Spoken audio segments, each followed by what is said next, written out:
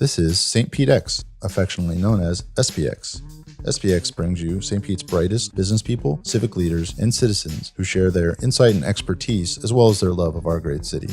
SPX is presented by the St. Petersburg Group. Head to stpete.co to check out more episodes, and by St. Pete's most effective marketing agency, Big C. Browse to bigc.co to see their work. Now enjoy the conversation.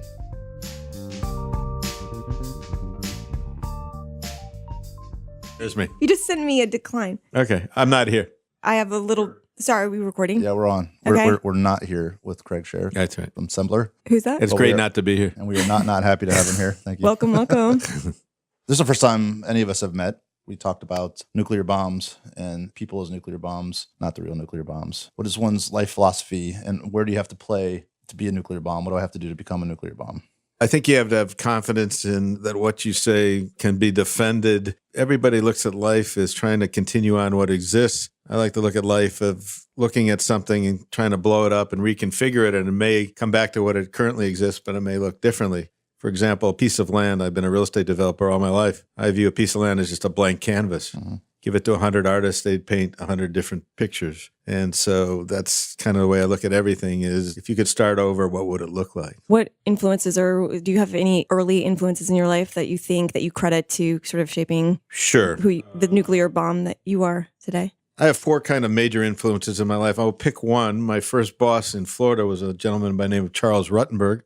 He was known for many things, but primarily he was the developer of Countryside up in Clearwater and the founder of U.S. Home Corporation and built communities. And he was also the architect of the Jewish community here and put together a lot of the social service agencies and all that. And he taught me that there are 100 ways to skin a cat and look at all of them and pick one and not be afraid to fail. And so I guess I've lived my life of not being afraid to fail. Failure is just a beginning of something and keep at it. And I think there are a lot of different ways to get there. And we were talking a little bit earlier about one of the problems we have in the area is that there's a lot of people doing a lot of different ways to get there. And at some point we need to get some economies and get some power by combining some of these efforts. Is there specific areas you think that you sorely need that? Well, I think in terms of economic development, we're still a bit parochial. Unfortunately, I think Pinellas County has 23 municipalities. Hillsborough County has 2 or 3, and that causes us some dysfunction.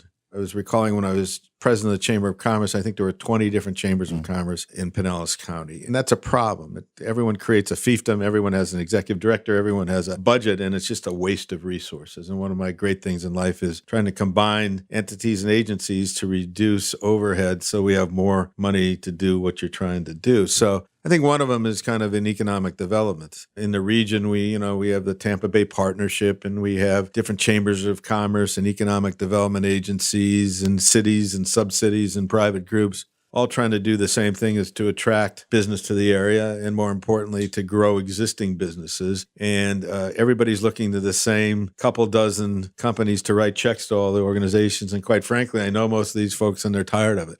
I think they'd rather see most of them rolled up into one maybe overriding entity to work on that. And I think that was why the Tampa Bay Partnership was originally founded many years ago, and a few other organizations to say, let's forget about all the parochialism. And it seemed to be working to some extent, and then they changed focus at some point, right? Well, they did. I mean, they also suffered budgetary issues, and they had a change in executive leadership.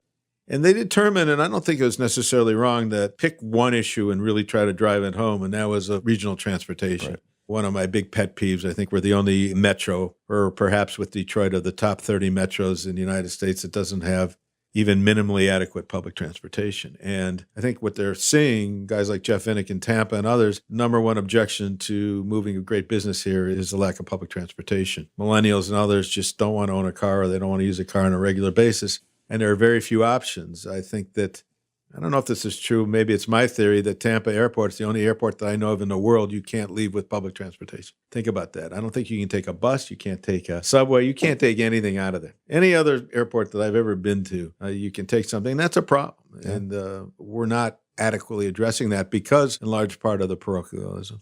And we had Jeff Brandis on, and he's very passionate. He's been working on that subject for a long time. And, he sees the biggest challenge as what they call the last 5 miles or the last mile, right? The way we're set up, the infrastructure, especially if it's light rail or whatever, drops you off kind of behind the Times building or even up, further away from downtown than that. And then you're expected to walk 3 to 5 to 8 blocks. That's why he sort of instead of getting behind big mass public transportation and on large scale, he got behind driverless cars, which could then go through a neighborhood on a computerized schedule and pick people up at whatever's the most efficient route at the time and take them to work. You have any thoughts on that? I think he's on the right track. I'm not a transportation expert, but I do believe you got to think kind of a generation ahead because it takes so long to plan and fund and build these things. They could be obsolete. So I think of transportation as a subway or a rail like in Chicago or New York or whatever. Got a good friend, Daryl LeClaire, you might know. He thinks of it as gondolas, which are really cool. I don't know if you've heard his theory on that, but that's pretty interesting. So you have to think a generation ahead because by the time we fund these things and get them going, the time is now. I happen to think he's on the right track on driverless cars. It's just an interesting anecdote. I'm on a board of a company in Pennsylvania, and one of the things they do is build parking garages. And the parking garage industry is going in the tank. And why is that? I asked. And they said because it's expensive to build parking garages, can't get a return on investment. And cities now, instead of wanting you to drive to town, don't want you to drive in town. I don't know if you've been to London, but they charge you an enormous amount of money to drive your car into London. I know New York is examining that. And I know lots of cities are looking at their zoning and saying 2 cars per every condo or apartment. We only want you to do 1 or maybe a half a car. And so this parking garage company is exploring ways of building parking garage differently so you can convert them to other uses. So they're thinking ahead to say, well, maybe people aren't going to be using these garages. And further, they're talking about building parking garages for driverless cars. And you say, well, what does that mean? Well, they're thinking of building the space that's 30% narrower. Because why? I didn't know. He said, you don't open your car when you have a driverless car. You would drop your passengers somewhere else. Right. They go in there, you don't have anyone to get out of the car. So you have to think ahead, a couple generations ahead. Long-winded answer. Yeah. Ironically, I'm on the board of a parking lot resurfacing company based out of Tampa. They're a national company, and we've been facing some of the same challenges. And so I've had that exact same experience. We haven't talked as further, because they're more in the post-construction phase of it, but some of the same concerns we've talked about as well. So is it safe to assume that sort of next on your list as it pertains to economic development, some of our issues would be education or something in that realm? Yeah, I've been very involved in the Pinellas Education Foundation, which is just a fabulous foundation. It was ranked the last several years #1 education foundation in the United States. We're kind of the business partner for the Pinellas County School District. And we do a ton of innovative things. The mission of the organization is to make sure everyone graduates either ready for college, ready for a job, or ready for career ed. It's extraordinarily important. We're also the biggest providers of, used to call them doorway scholarships for disadvantaged kids to go to college. Rick Baker was on our show. I think he was alluding to that partnership, or at least a proposed partnership around apprenticeship. Yeah, so now we have a lot of different initiatives we're thinking about. Again, kind of the nuclear bomb theory is what's the next step? So one of the things we're thinking about, or at least I'm thinking about, is getting public school kids to be able to compete to get into college. You know, we think about good grades and all that, but there's an art form to filling out your college application, doing your essays, and taking advantage of all the things that kids in maybe private school, you know, perhaps tutors to do essays and things like that. The second thing we could do is help all these kids who aren't going to college get jobs, job fairs, resume building, learning how to interview, you know, because I think a lot of times education analysis stops at graduation. Well, I think it's important to follow these kids through. I know there's a trend in university education to track these kids for the next 5 or 10 years. Are they producing graduates who can get jobs? So yeah, again, it's education-related economic development, because if we can keep our best and brightest in this area, we're going to do a lot better. I think he alluded to exposure to trades. So, essentially, selecting a group. I don't know what the criteria would be for involvement, but essentially providing transportation to get them on-site, hands-on experience, and even set them up to have a career, irrespective of whether or not they go to a 4-year university. A few anecdotes. We have to get away from every parent wanting their kids to graduate college and be an English major. And when I was president of the chamber, a decade or so ago, I remember we had 120 vacant auto mechanic jobs in the county. The dealers were willing to give the kids the tools, which is a couple $1,000, but nobody wanted to go to auto mechanic school, even though the beginning salary was $60,000 and the average salary, I think, was $80,000 or $90,000.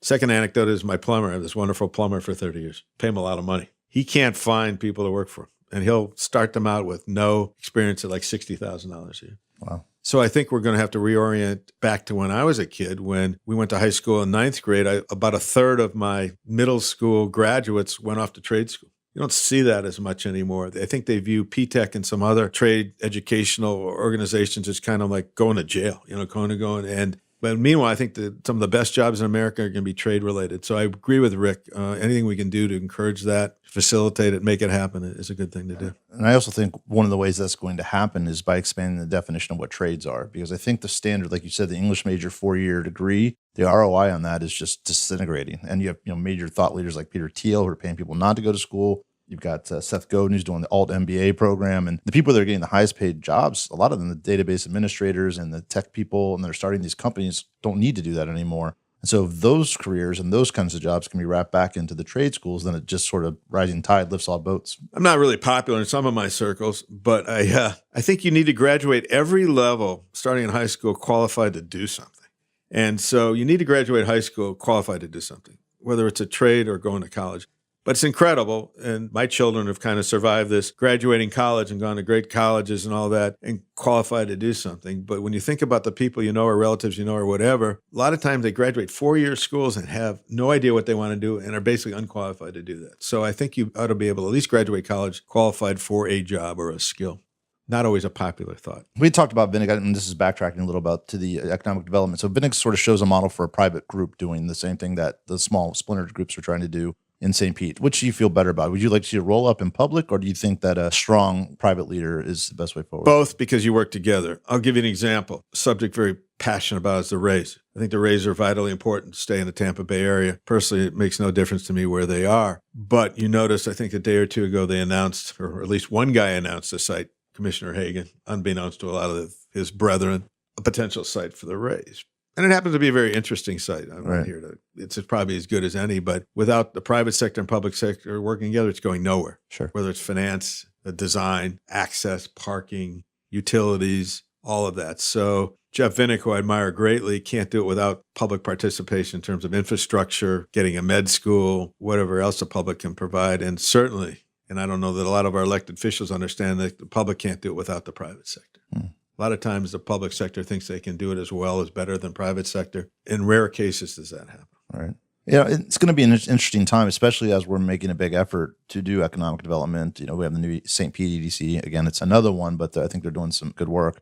And with the Rays potentially leaving, that presents a PR challenge as we court Amazon and other big companies. But, I think you'll agree with this, there is a silver lining to that, because you have in the Rays, because they're not sure they're going to stay, that means it's a borderline situation. But if they happen to move to Tampa, what's left behind is a really awesome situation potentially, right? And that's because it is such a rare site, and because, getting if not Amazon, which I think the chances are pretty slim, but a company not too many rungs down from them to come in and call this place home and take advantage of that, that could be a really powerful thing for the city. Lots of areas related to that. First of all, Amazon's not coming here. If I was Amazon, it wouldn't be on my top 50 lists right now for the kinds of things they want. So we can think about that. But I heard there were 268 applications. My sense is there are a lot of interesting places that'll be rated ahead of us. Hopefully in 20 or 30 or 40 years, we can compete, but it's not real. 23 of those, every Pinellas chamber put an application in. Yeah, so it's not likely that we will be considered on a short list. Do you have any opinions? Are you thinking Atlanta or Toronto? I don't know exactly, but my criteria, knowing what I know about them, is they want to be near where there's a really qualified workforce being generated constantly. In other words, great universities. There's certainly going to be one with great public transportation, certainly one with affordable housing in the sense of not everyone can afford $1 million house, great airport. And we have a few of those things, but we have a good airport. One of the common complaints about this area is our universities are not generating the kinds of people in any mass to work in world-class organizations. So I think that's going to be one of the challenges as time goes on. I mean, you go into Research Triangle, or you go to DC, or you go to Boston. I'm not just conversant in Toronto about their education, but there's some wonderful kind of educational centers that have a numbers of public and private colleges. So I think they have heads up over us. The only thing we have equal of anyone else is probably our airport. Can't get there by public transportation, but that's a whole other story. In terms of the Rays, just real quickly, it's not a PR black mark if they stay in the region. It is, I think, if they leave the region. I come from Minneapolis. When I was a kid, the Minnesota Twins played in Bloomington. You probably don't know where Bloomington is. It's a suburb. They play in Minneapolis. When I was a kid, the hockey team played in Bloomington. They play now in St. Paul. Nobody knows that or cares as long as it's in the region. We are the Tampa Bay Rays. Right. I think it's a little bit of a black mark. If they move the region, we won't know that for 10 years. But I'm extraordinarily excited about the 85 acres of the Trop. I think it could be the single greatest thing to happen in the next century in this area. because we have that blank canvas I talked about before, where creative people in a public-private partnership can do extraordinary things, and we can argue about what should be there, but it needs to be heroic, extraordinary. It may 20 years before we turn a blade of dirt, but it has to be the right thing. And you reach for the stars. I'll give you a minor example. I've been on the board of All Children's Hospital for 14 years. We wanted to explore our options, shall we say, in having association with the university. And again, I'll mention a great name. Darryl Leclerc said, if you're going to pick someone, go for the greatest. Number one hospital in the United States for the last 20 years, or 19, last 20 years, Johns Hopkins. They wouldn't return our phone call for a couple of years. Finally, they did, and make a really long story short, we're now Johns Hopkins All Children's Hospital, part of the greatest hospital group in the United States. And sometimes when you reach high, you get a big fish. Well, we can do that over there. We have the ability to be patient because the land is owned free and clear. There's no interest clock. There's no taxes to be paid on it. It's really so exciting when you're in the development business or in the community business. To me, we ought to be talking about that constantly. And I get frustrated sometimes when keeping that top of mind. So take us into the creative's mind and sort of visualize for our listeners what that could look like. So about almost a year ago, I invited 20 of the top architects and developers to come to City Hall from around the state, and they did it at their own expense, and met with the consultants that the city's hired. And I can't remember the name of the consultants, but they're really excellent consultants. They've walked the walk, talked the talk. They're working on projects in New York and Kansas City. They get it. But consultants are only good as the input they're given. And so they were given kind of a narrow view of how to look at that. And basically, most of the developers said, look, we don't care if there's a stadium or not. We can work with or without it. But I think it should be jobs focused. But jobs can take a lot of forms. Think of them companies, but they can be universities, hospitals. And to create an environment with 10 or 20,000 jobs and maybe create one of the greatest K through 12 schools that all the people that work there want to send their kid there and really do top world-class education, business environment, look at what we're doing around the world in terms of attractive business campus. And not to worry about residential, not to worry about all these other kind of sideshows, but really talk about jobs, because one of the few things that's going to be the major headwind of the development of the St. Petersburg area or Tampa Bay area is great jobs. We're building all these expensive apartments, but who's going to live there? We got to get these millennials and others that are going to come and get six-figure jobs. I mean, you can't afford a $2,000 or $3,000 a month apartment earning $40,000 a year. So we want to attract these people who do want to move here because it's a very cool place, but they have to have excellent, accessible jobs. And they don't want to get in a car and drive somewhere. They want to be able to walk or take a driverless car or take an Uber or take something to their job. And I hear that constantly from employers and CEOs that it's hard to find these people and hard to find people that can get there. I want to get into your mind a little bit. So you were in the chamber president. It's a big area to get into. I'm lost. Don't know how to get out now. Echo. So from your vantage point of serving as president of the chamber a decade or so ago, is this what you visualized for where we'd be today? I mean, has your bias been confirmed to date, or are you surprised with what you're seeing? I'm excited by what we've done and are doing, but a little bit nervous about the future. In other words, when I moved here in 1981, it was a wasteland. There was no reason to come to downtown St. Pete, literally no reason. And then there were a lot of catalysts to kind of grow this great place, whether it was the renovation of the Vinoy Hotel, whether it was the raised the Dali Museum, a lot of things. One of the things we did, probably people forget about or don't understand, is Baywalk. We were the creators of Baywalk, which I think was one of the catalysts to growing downtown St. Pete. It became the town kind of center. And even though it morphed into Sundial and all that, it was extraordinarily important to kind of put us on a map. The other thing we did, our company, the Sembler Company, which isn't thought about, but it was just as important, is we built a Publix downtown. We built a Publix and a CVS downtown called University Plaza. And what it did would validate living downtown was okay, because it added that missing ingredient of being able to walk and get groceries. Yeah. And it really kind of spawned a lot of development. The other thing we did, we were one of the partners in Ovation, which was probably, and still is the nicest residence downtown, maybe until one gets done or whatever. And kind of the who's who of town moved there. And when that also validated that, it's okay to live downtown.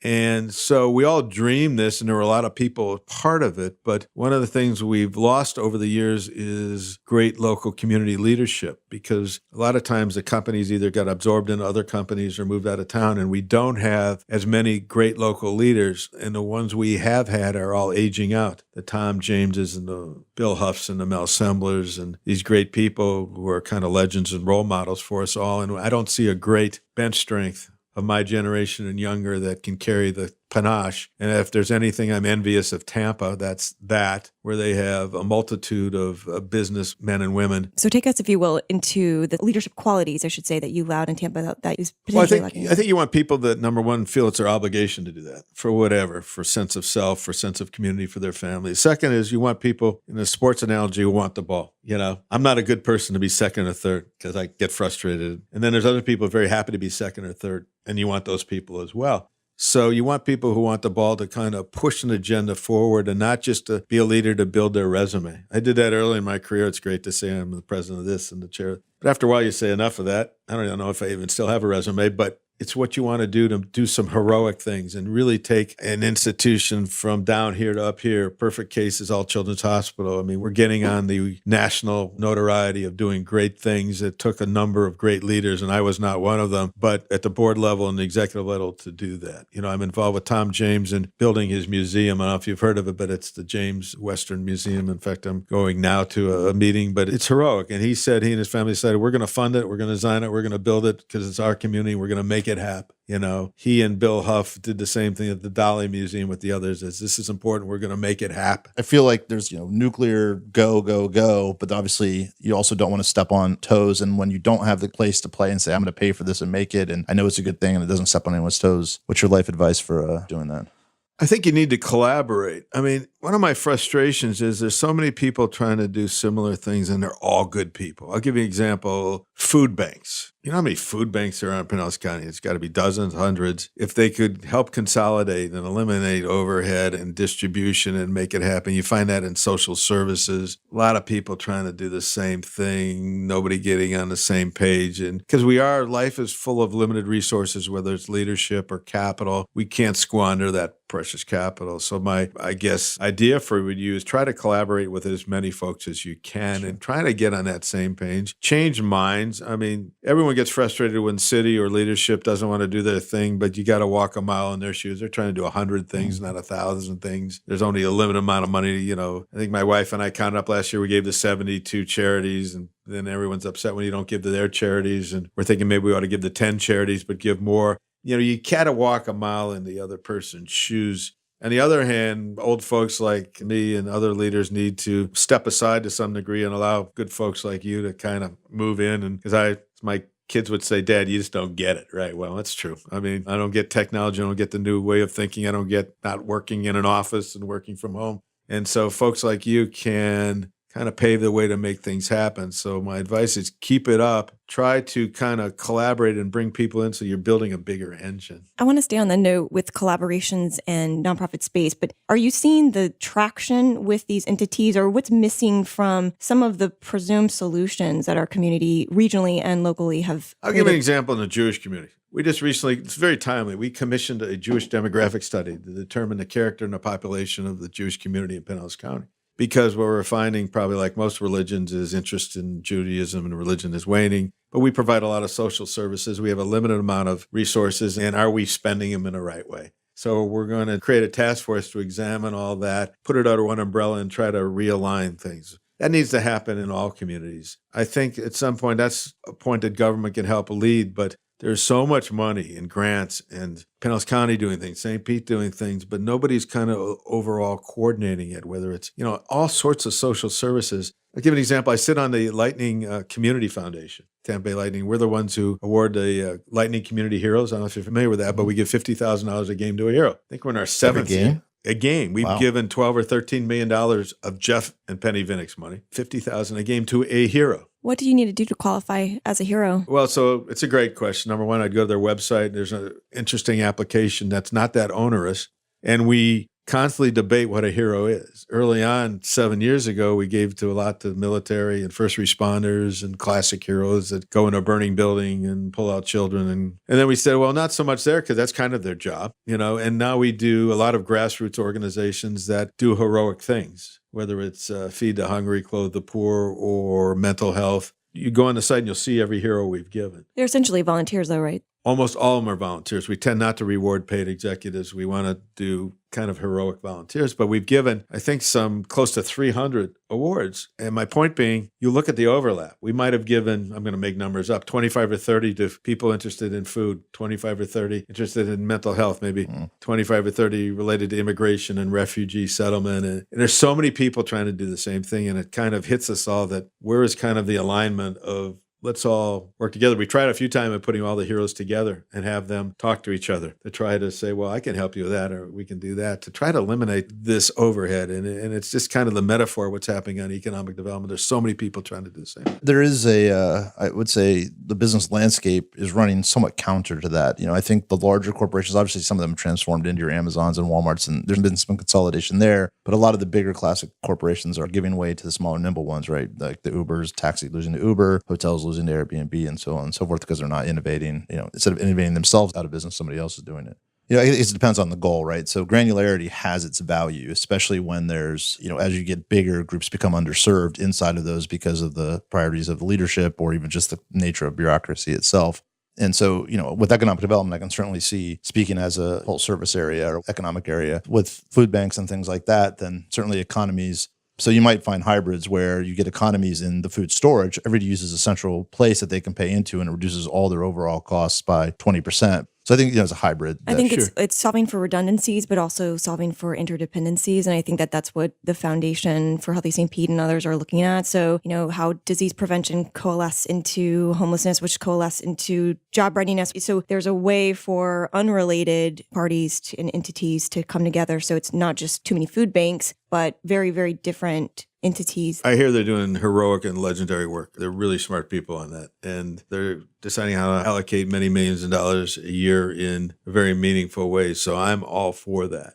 But back to economic development, I don't know how many different groups can go to a convention to attract the people. Yeah. It's just, I'm of this philosophy, let's get them attracted to Tampa Bay and then we fight for where they go, rather than let's try to get them to come and see St. Pete. Well, I have no problem competing against Tampa or Pasco or whatever. Just bring them here. Because if they're doing their job anyway, they're driving around anywhere. I can't believe there's a relocation consultant that's just going to go to Central Avenue or in St. Pete or Dale Mabry in Tampa or down. They're going to see the whole area, or they're not doing their job. I think, ideally that same logic holds. You have some economies in marketing the area, and then you have some pieces carved off. So get them here and then let people compete within the area. I want to talk about local politics first, but it's a different type of political question. So people allude to St. Petersburg as being a big little city or a little big city. And I would think that intrinsic to that from a political positioning perspective is the need to sort of play in your own lane. The partisan politics locally is kind of irrelevant, except for the fact you have to get along with everyone who has funding sources. It's kind of a myth that the mayor's race is nonpartisan. Yeah, technically, but you want someone who's going to be able to attract federal and state and other regional support and grants and all that. So it's not necessarily true that it's an R or a D is irrelevant, but you better get along with those who write big checks to your area, whether it's in terms of grants or whatever. One of the greatest heroes is hopefully not forgotten, but in my mind, the greatest citizen of Pinellas County in the last century is a Congressman Bill Young, may he rest in peace. Call it pork or whatever, but he brought billions of dollars to this area, whether it's defense and bridges and roads and programs. That was extraordinarily important. We wouldn't be nearly the county we were without him. We don't have that kind of clout anymore. It's hard to do, but he literally saved McDill many times from the chopping block and other things, and he's really worthy of the praise. So I know people don't like to get involved and talk about politics, but it's extraordinarily important to have strong local leaders that can advocate for our city and our region. When we talked about this podcast originally, and one of the things I want to be a champion for is objectivity. And the shtick was going to be, we were going to have two guests on, only say their first name, not in any way talk about where they're from, what they're involved with, what their opinions are, and challenge them to speak objectively about issues. And then the hook would be at the end, we'd reveal who they were. Because now the opposite of that happens, right? You come on the show, one of the news channels, and they say who you are and what you are, and you immediately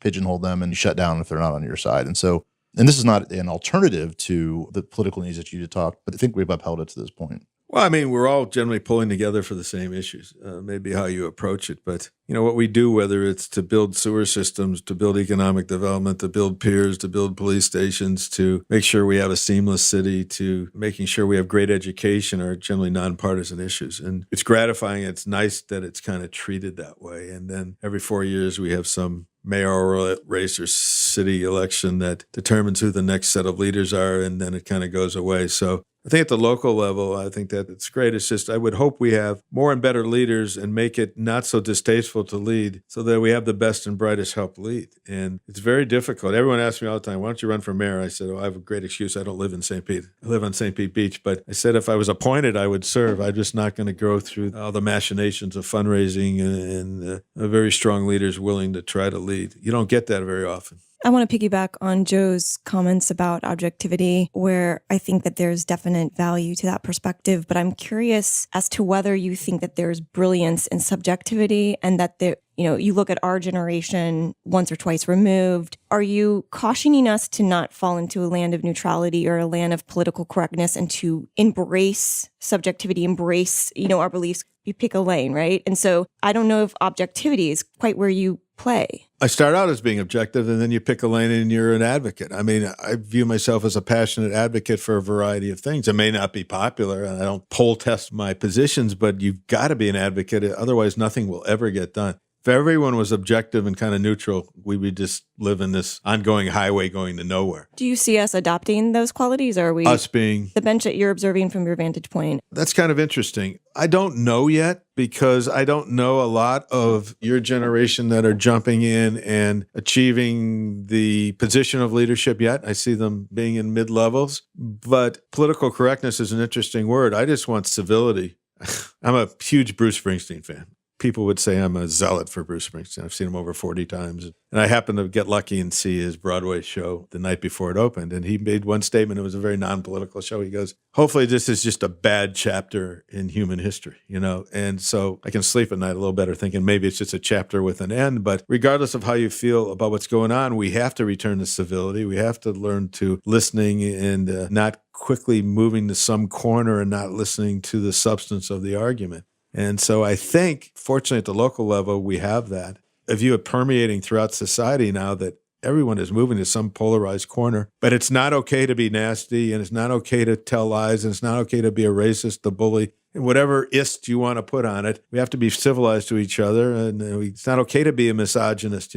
We can't get away from that. I don't buy the argument, well, if we achieve a certain policy, all of that, it's okay. I agree. And I want to clarify objectivity because it's not the opposite of advocacy. It is the opposite of polarization, right? The idea is that we have so much polarization leads to efficiency if one side is winning, but if they're not, then it leads to gross inefficiency. And so by coming together with objectivity as the goal, then the idea is to increase efficiency. I'll give you an example. I've been by most measures, a successful businessman. And I lived in the world of development, buying land, selling land, making deals, right? And my personal favorite technique in making a deal, and it applies to everything in life, whether it's a relationship with a spouse or whatever, is let's figure out what we can agree on. So when I tried to buy a piece of land, I always knew the only thing in their mind was they wanted a big price for land. So I always put that to the end.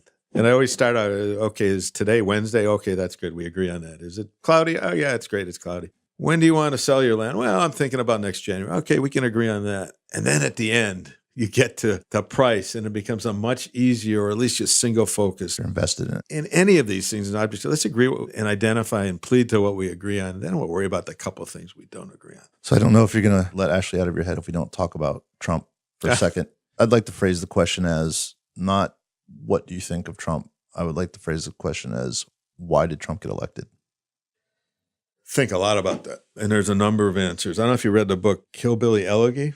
It's a very interesting book. And it talks about kind of the white folks in Kentucky and Ohio and all that. Those have had a very difficult time in life. Some would argue mainstream America, but they've had broken families. They've had jobs whose industries long left. They've had opioid addictions and all that. And that's kind of a metaphor for a lot of people in the United States who have difficult lives. And I think Trump appealed to the people that said, and he kind of said this a few times, and also to African-American population who had high unemployment, high crime rates and certain areas. He goes, what do you have to lose by voting for me? All these other people, men and women for generations, promised you this and promised you that, and what do you got? And I think he pounced on a lot of that. Unfortunately, what went along with that was the negativity, pitting one against the other, race against race, old versus young, immigrants versus, and it really appealed to some difficult feelings in the United States. The other thing was the arrogance of my party, the Democratic Party, and probably Hillary Clinton and her team that, I can't lose.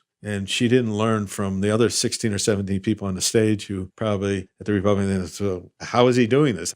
And it was really a phenomenon and hopefully a one-shot wonder. But he is a nuclear bomb, but not necessarily a positive one. So he came in and said, what do we got to lose? Blow it all up. He is a master at deal making. Unfortunately, not everything in the public policy is a deal. And to repeal and replace sounds good, but replace with what? He didn't care. Just sign, replace. He wants tax reform. Well, he doesn't care necessarily. So he wants to check off deals. It's very disconcerting because I come from the point of view trying to be objective that it's the character and quality and morality of our leadership that is a role model for all of us. And that, I hate to use trumps some of these policies. So I'm not of the belief that just because you can get something done means there's any means for that. And my favorite metaphor right now is, I know it's a harsh one. I said, if you're into population control, then Hitler's your guy because he did a great job of certain population control or Pol Pot or whatever. Well, if you want to keep the population down, no, that's not okay. So I want people that my grandchildren can say, I want to be like him and be president. I'm not sure that's the case right now. And just a personal anecdote is my wife and all her relatives and my 6-year-old granddaughter went up to the Women's March in Washington. So our 6-year-old granddaughter went there. And then we went after the horrible Charlottesville incident. There was a vigil down on St. Pete on the water, and there were some religious leaders. We took our granddaughter. And unfortunately, my son-in-law 2 days later had to answer the question from a 6-year-old. What is a Nazi, Dad? And for a young Jewish girl or anyone to have to ask their father in this day and age, what is a Nazi? It's horrifying. It's not okay. There's not a lot of fine people on both sides. I don't buy that argument. So this is not a political thing because I asked all my friends who support Trump, God bless them, it's their right. If he had a D after his name, would you support him? And they don't want to answer that question. Well, to me, it's irrelevant if it's a D or an R. Do you see his disruption of the kind of personality you can be and still get elected as potentially a silver lining that will allow people who aren't as stoic and vanilla and maybe changing the landscape of having to say nothing so that you don't say the 40% or the deplorables or whatever that people say and lose elections because? I think if he'd done it in a different style, whether it was possible, there's a real place for that because I can see the point of I'm just tired of another Bush being in there or another Clinton. I mean, those weren't great choices. And this isn't a political statement. It's true. I mean, it's the same old 70-year-old person coming in and whatever you cite on, either doing a lot for the country or doing not. So people were ready for a change, and they went through Obama, hope and change. And it, by and large, for a lot of people, wasn't what they wanted. So they're ready for change again. History will judge whether this is a change that they wanted. But it's okay, again, to kind of blow it up like we first started and start over because straight old party politics isn't getting us very far. Some would argue we need 3 parties or 4 parties. Who knows? In Israel, they want to go from 4 parties to 2 parties. We still are the greatest country in the world. I'm not sure the rest of the world's agreeing with that right now. I do a lot of traveling overseas, and we're not looked upon very favorably at the moment. That's disturbing.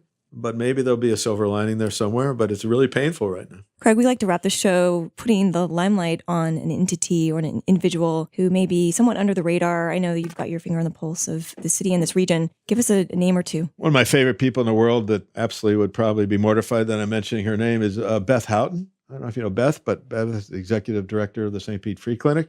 Been my partner in business, helped make All Children's what it was or what it is. Has been the chair of Moffitt for a number of years. Certainly didn't need a job for the pay, but has been at the Free Clinic just because she's a wonderful person, the goodness of her heart, and has rebuilt the Free Clinic into just a wonderful organization. So I have a lot of affection for her. She's great, and we need more leaders like that. She's just remarkable. There's a few people like that. A guy like Tom James, and I know everyone knows Tom James, but he's one of my personal business and community heroes because the guy that utterly is a wealthy man by any measure, but he and his wife do wonderful and heroic things for the community in every regard. You see him under the radar. They're very simple man, simple people, and they're probably, to me, our generational most important players to do that. So tremendous respect for he and his wife and his family. We need more people like that willing to literally devote their lives to making our community better. We appreciate your time. It's been a pleasure. Been fun.